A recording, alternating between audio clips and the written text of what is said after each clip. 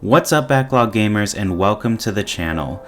My name's Ted, and today I'll be sharing some of my thoughts and opinions on the latest game I crossed off my list, Spirit of the North.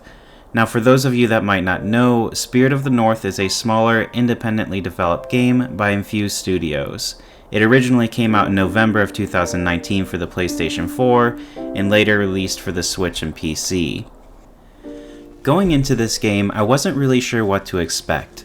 I hadn't heard much about the game and really didn't even know what it was about, but the art style was appealing to me and it looked like something that might be interesting. What I found was a relaxing adventure game that took you on a journey with a fox and a spirit that accompanied it. While the game did have a bit of a story, it took more of a backseat and focused more on allowing you to explore the environments and enjoy your time there.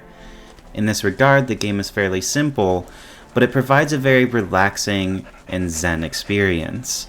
It's been a long time since I played a game like this, and it was a really refreshing change of pace for me. I truly enjoyed exploring the world the developers put together. They did an excellent job creating serene landscapes that were beautiful to look at and calming to go through.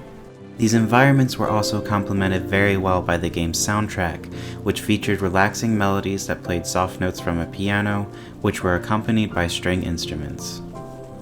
Unfortunately, I don't think the game's approach to puzzles and gameplay complemented the environments quite as well. While the gameplay was serviceable, a lot of the animations controlling your character appeared a bit awkward and felt a little uncomfortable to move with. And I often found the controls would make me fall in certain platforming situations and force me to go back and play those sections again. While this wasn't a huge issue, it definitely impacted my overall enjoyment of the game and hindered the serene feel the developers worked so hard to create.